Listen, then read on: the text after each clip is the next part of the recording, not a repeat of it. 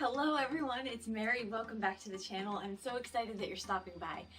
If you are somebody who often says, I'm too busy, then I want you to hang out with me for the next few minutes because we're going to talk about where that might stem from and what are some of the things that we can do to change that. I know that sounds impossible, but I'd love to share that with you, so stick around.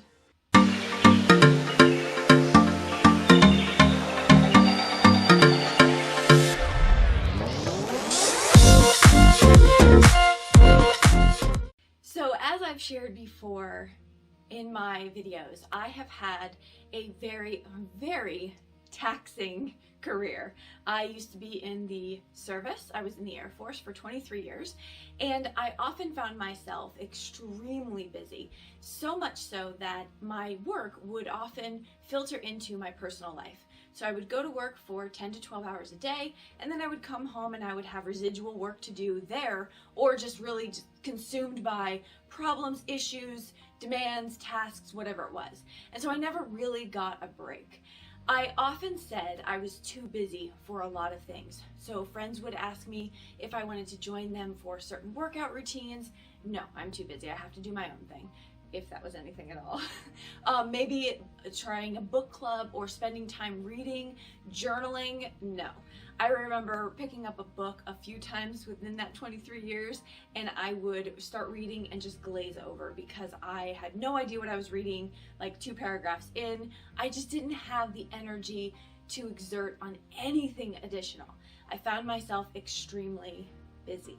Once I started to make a lot of the life changes that I share here on the Live Well channel, I started to realize that busy was really a state of mind. And it really was something that I never wanted to operate from again.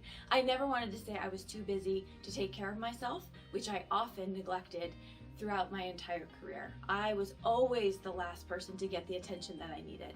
And I didn't want to live that way anymore. I wanted to wake up and have the first part of my day, my priority being myself. And that means my wellness, my fitness, my nutrition, my reading, journaling, meditation, all of those things that will really propel my entire day into a positive space. So I decided to take charge. But it wasn't easy, and that's what I want to share with you today.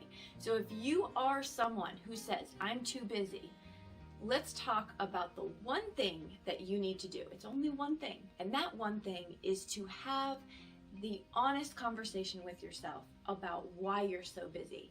What are you filling your day with?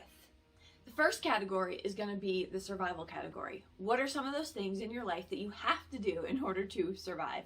And that's going to be really the stuff that we take for granted. We need to make sure that we're eating every day, that we're getting enough sleep or sleep at all. And we need to make sure that we are taking care of our hygiene, right? Those are some of the things that we're not really going to want to eliminate from our life. So we're going to say, got to keep doing those. Survival, a must. The second category is pretty important too, and that's going to be the real responsibilities that you have in your life. The people that really rely on you. If you're a parent, you understand what I'm talking about.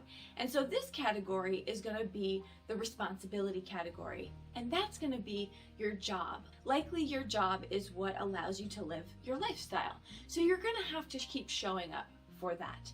So your duties at work, your responsibilities to your family, your friends, some of those things that are really important to you. So that's going to be the category of responsibility. These are things that we really cannot eliminate. So for example, in my life, my responsibilities would be to make sure that I am there for my kids, helping my daughter through her school, picking up and dropping off my son when I need to, when I share responsibility with my husband, cooking meals for the family, making sure that I am showing up to my job and working. I work from home, so making sure that I'm doing that so that I can provide as well for the family. Those are things I'm not really going to want to eliminate. So we have our first 2 categories. We have our survival category and our responsibility category. Now we move into a little bit more of a vague area, and this is going to be that additional responsibility category. And what's tricky about this one is there are a lot of things that we take on because we see them as a necessity. in order to get to a certain point, right? So let me talk you through that a little bit. There were times in my career where if I had a goal in mind, let's say I wanted to make a certain promotion, there were things that I had to put in place where I was told by mentors or the system just how it works, that I would have to do these things to show the level of responsibility in order for me to get selected for promotion. Now those are some of the things that in my mind, they were a necessity. I had to do them. They were part of my everyday. I was placing these things into the responsibility category when really they didn't need to be there. What I'm asking for you to do during your real conversation with yourself is to look at some of those things to see, are they necessary? Or am I taking them on because I'm trying to fulfill something else? If you are taking on a big project at work, if you don't need to, but you're volunteering for it, are you doing that because you're looking for validation or you're looking to feel valued in the work center? Are you doing it because it's what you think that you have to do to prove yourself? Is it something that you absolutely have to do in order for you to meet a goal? Or are you doing it because you've steeped your identity in your work? And this is part of that. I know that can sound a little bit strange and like, how do I figure that out? But it really is taking a step back and saying, if I didn't do this thing, would I still be able to do my first and second categories? And if the answer is yes, it might be one of those things that you can throttle back on.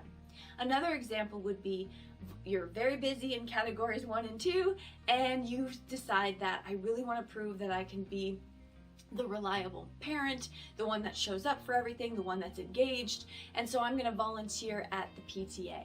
Doesn't really bring me joy, but I'm going to do it because I need to make sure that I'm showing up as an engaged parent. If that's what you're doing it for, then you might be adding an additional responsibility to your plate that you just don't have to. There are lots of ways for us to fill some of these blocks in our life without overtasking ourselves. That's an important thing to remember.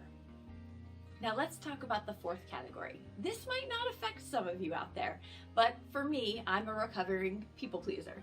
And so the fourth category is all the other stuff that we just dump on ourselves because we don't want to say no. We feel like it's our responsibility somehow to shoulder everything because other people in our lives might just be saying hard pass. We pick up the slack for that. These are things that we do a lot of time out of obligation. Sometimes I would feel pressure to do certain things. No one told me that that was an expectation of mine. However, I had been known around the office as sort of the team builder, the one that likes to bring people together and really thinks of the individual, and so that pressure mounted on me.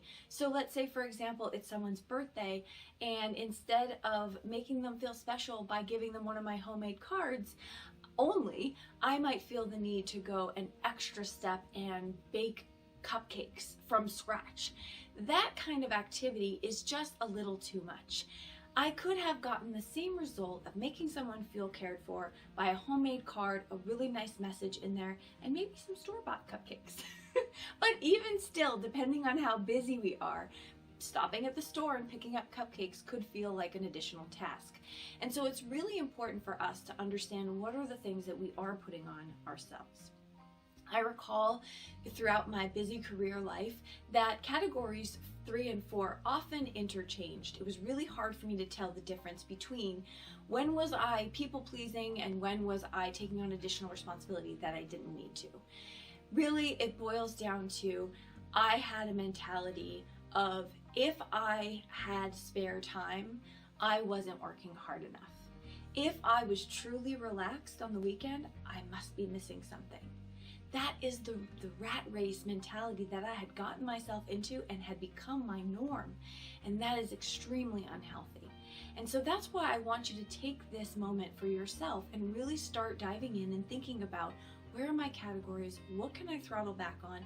Because at the end of the day, I want you to really have a vision for your life and for your day that revolves around you having some time for peace, reflection, creativity, and relaxation.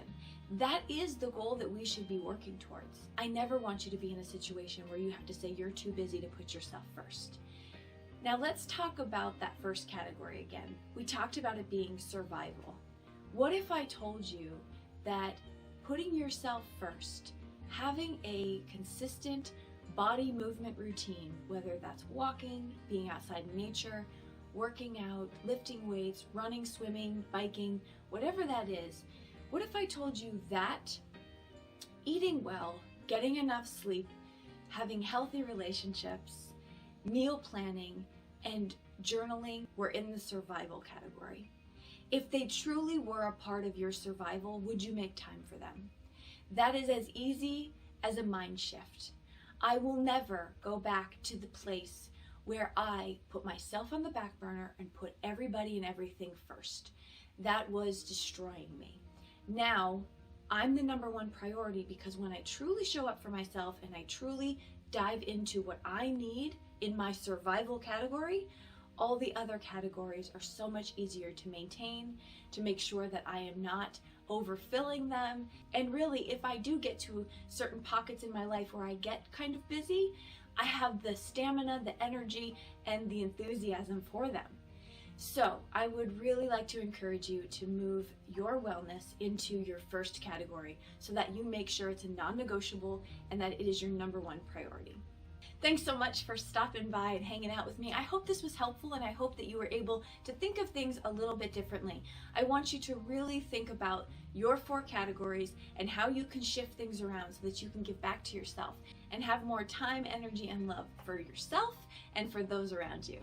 We will see you in the next video. Be well and live well.